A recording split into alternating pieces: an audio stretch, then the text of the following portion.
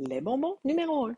À l'arrivée de l'Halloween et de cette période très fertile en bonbons de tout genre, ton enseignante te propose le défi suivant. Voici 2 assiettes contenant des bonbons. Tu dois déterminer combien il y a de bonbons dans chaque sac.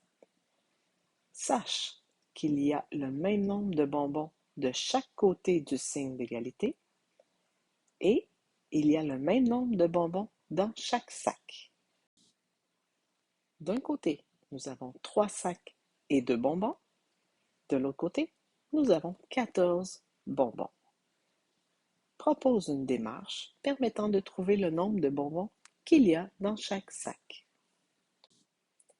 Je commence par éliminer 2 bonbons. Il va me rester seulement les 3 sacs, donc j'enlève 2 bonbons de l'autre côté. D'un côté, j'ai 3 sacs, de l'autre côté, j'ai 12 bonbons. Je veux savoir dans un sac, je vais séparer en 3. Un sac a 4 bonbons. Si on veut faire le lien avec l'algèbre, disons que le nombre de bonbons qu'il y a dans un sac, c'est X. Donc, si je regarde sur le côté, mon assiette, j'ai 3 sacs. Donc, j'ai 3 fois un nombre de bonbons que je ne connais pas, plus les 2 bonbons qui sont là. De l'autre côté, j'ai 14 bonbons. On va simplifier ça.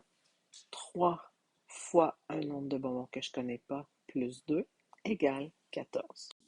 Je vais utiliser la même stratégie que dans le dessin. C'est-à-dire que dans le dessin, on a enlevé les 2 bonbons pour avoir juste les sacs. Pour que ça reste égal, on a enlevé les 2 bonbons de l'autre côté.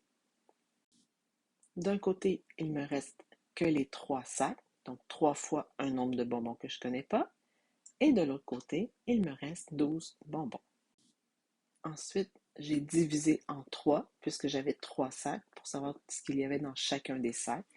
Divisé par 3 ici, divisé par 3 de l'autre côté.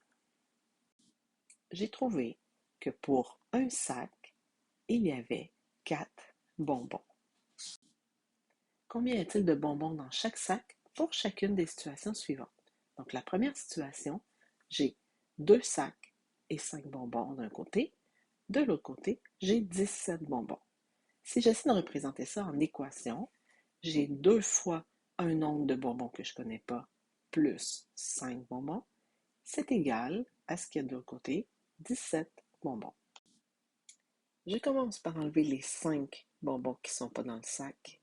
J'enlève la même chose de l'autre côté.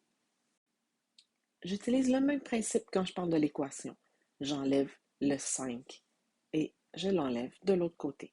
Il va me rester 2 fois le nombre que je ne connais pas et de l'autre côté, il me reste 12. Dans mon dessin, il me reste 2 sacs d'un côté, 12 bonbons de l'autre. Si je veux savoir dans un sac, je vais diviser par 2. C'est le même principe dans mon équation. Je vais diviser par 2. Il me reste un sac d'un côté, donc une fois le nombre que je ne connais pas, et de l'autre côté, 12 divisé en 2, 6. Donc dans un sac, il y a 6 bonbons. Mon N équivaut à 6. J'ai un sac plus un sac avec un bonbon, c'est égal à 15 bonbons. L'équation que je peux faire avec ça, un N plus un N plus un bonbon, c'est égal à 15 bonbons. Ici, il y a plusieurs stratégies qu'on peut utiliser. On pourrait commencer par enlever le bonbon qui est tout seul. Si je l'enlève d'un côté, ici, il faut que j'enlève un bonbon de l'autre côté aussi. Il me reste 2 sacs d'un côté et 14 bonbons de l'autre.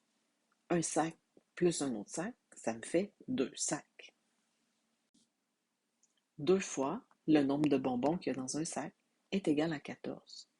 Donc, je vais savoir pour un sac, je vais diviser par 2, ce qui me donne 7 bonbons par sac.